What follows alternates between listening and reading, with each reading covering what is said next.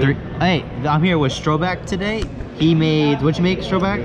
14th, so top 16. Not an ideal finish, but like my tiebreakers were the guy that got first that won the event, and also the guy that got fifth. So like, I don't know how the pairings work. Apparently it's not who beats you, it's who you beat. So I got fucked over and I got 14th. That sucks. But I did play a deck that I really like. Yes, let's get into it. This is gonna be like extremely similar to the guy who got top 4 at the YCS. This is basically his list, but I guess I could just give my thoughts on it a little bit. Yeah. The only issue that I had is in my round 7 match, I ended up not seeing any of the baby birds, and in games 2 and 3. Yeah. I lost the die roll rounds 6, 7, and 8, or 5, 6, 7, and 8. So like when it started to matter, I never won the die roll, never saw baby birds. So this is pretty standard. These are like the baby birds and the big tributes, and then obviously you play like the ones in the brainstorm.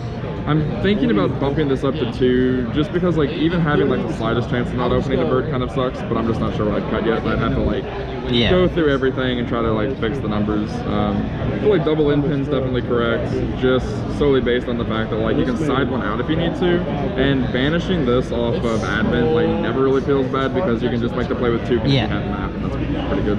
The best card the German one that I saw maybe like 3 or 4 times all day is Shifter. Like if I saw this more, it would have been better, but like the people that I saw it against tilted really hard against this, so that's always kind of fun. That's the point of the card. Exactly. And 3 map, 3 advent.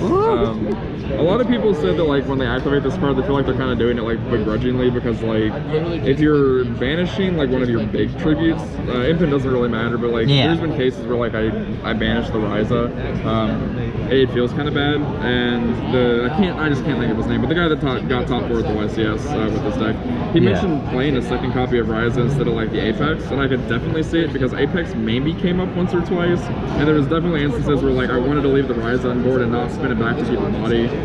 So I might test around with playing 2 Ryza, 2 Infant, and just cutting the Apex. The Apex is just good in simplified game states, but with this deck, like once you simplify it, like you just really don't need the Apex, so it's touch and go. The consistency cards. Stop flexing, Stroback. Oh my god. 6 pots.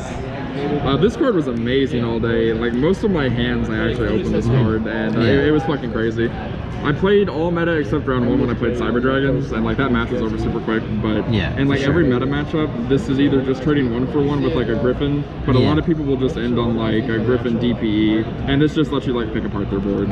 So seeing this was always good. I never saw Book of Moon today, like at all. That's a lie. I saw it once, and I booked a DPE, and the guy let it stay, and then I just shuffled it back, stacked the Dasher, and like it was over at that point. So it did okay in the time I saw it, but like I was never booking my cards because like when I did, I just had the advent to dodge the Baylors or the Interns. 100%. So it was really just like, it can go either way. Like you can cut 2 of these, play the other street, just not play Book of Moon, and then you're back to 40. 1 unexplored wins, 1 terraforming, 1 called by. The 1 Mystic Mine. Mine is just the same reason like why you always play on a deck like this, because like you can just terraforming for it in a game state where you need to like slow the game down a little bit and kind of build resources. I did pretty much what you're supposed to do with it, where you just activate it, summon a bird, get the bird effect, crash the bird, you take the damage, your bird gets banished, and then you're just putting up like 2 resources between 2 turns to get to like a big bird, and then you can start making good plays with like with map. There's 1 of these and 3 of these. The Harpy's Featherstorm in the main like also really overperformed. I feel like the best cards in this deck were the Harpy's Featherstorm and the Dark Rulers. I saw Shifter, I counted I think 4 games out of an 8-round tournament, and I'm pretty sure 3 of my rounds I went to like game 3, and so like I never saw it. And sometimes I just like top decked it for a turn when like my opponent just had a full like nutty negate board and no loss. So that's the main deck. It's 41 cards. And the only change you'd make is just changing Book of Moon, correct? Yeah, I mean, I think Book of Moon is good. Like, don't get me wrong. I really like the Book of Moon. Like, when it works really well. But when you're playing cards at 2, kind of like I want to see it some of the time, but not all the time. It's just, like, it's better just to kind of rely on, I guess, Advent. But when you're putting Book of Moon in, you're giving yourself more opportunities to dodge cards, and there's a lot of hand traps in the format. So I guess it's really kind of like player preference at that point. I got you. The extra deck doesn't matter. I didn't go into it once today. I almost did because the guy that got 5th almost Maximus me, but he couldn't. Excuse me. So it was just double these. I played 2 of these, 2 of these. This is cool. I never made it, but like it's come up in testing before, like especially online. I've done this like 2 or 3 times. Yeah. The impin is a 10, so you just like do this, burn it for 2K, and then you hit him with this. I just never had the opportunity to do it. I got you. In the Zeus. Second Zeus. It's kind of going off the board here, but really this doesn't matter at all. But do you not play Macabre for the Maximus target? No, I do. So I play the Christmas package. So I play this just in case it's like another one that I can send. Oh, I didn't see it. Okay. And then the Nova. But I changed the side up a little bit. In testing, I didn't really care for the gamut too much. And now that we're kind of in like a new deck format with Despia running around, I'm still playing the one of Crow.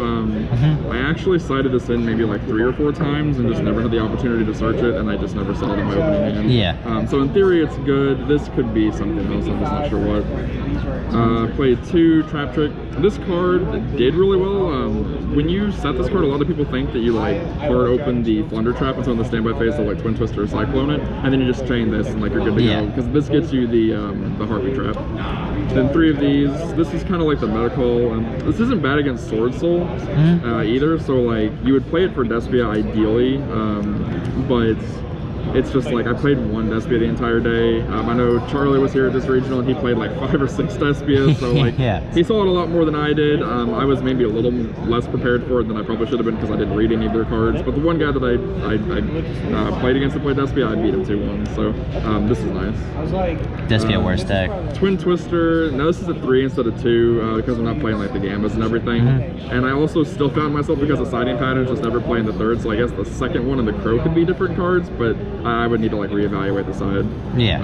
Feather Duster, this one won me like 2 or 3 games just because like I plotted into it, hit 3 or 4 back row after I like dark rolled somebody, and it was just crazy. And then Lightning Storms, and then 2 Mystic Mine. So the Lightning Storms were great. A lot of people don't respect it, and they still put their monsters into attack position, so you can either hit that or hit their back row. And then I sided this in literally every matchup because if you can just like simplify the game state, stick a Mystic Mine, you buy yourself maybe 2 turns. It's only really bad against decks that play like the adventure package because they can just Draco back bounce it. Yeah. And I made that mistake I think in like my 2nd game because it was early morning, like I'm still kind of getting into the groove of things. I play this knowing that he searched the Draco back. He's like, yeah, cool, and I pass. He's like, cool, bounce the Draco back or bounce the Mystic Mine with Draco back, and just he like OTKs me that turn. Still won that match, but I was like, damn, that sucks. But that's the deck. There it is. The few changes are very minor. 2 side deck cards, like 1 or 2 main deck cards. So. But yeah, so that's it. There we go. Hey, congrats, Mr. Strollback. Thank you very much. You got any shout outs or anything like that? Just TTD and like everybody that plays here. I mean, locals every Friday and Wednesday. It's great testing. Everyone's really friendly. Everybody pretty much plays meta, so no matter what you're doing, like you're always getting good testing in. So I guess everybody. It's so hard just to name names because everybody here plays so frequently. So just the whole TTD crew, the shop itself for hosting the regional. And, yeah, that's it. There's sick. All right, congrats, Sean. Awesome, thank you. There you go. Thanks. No problem.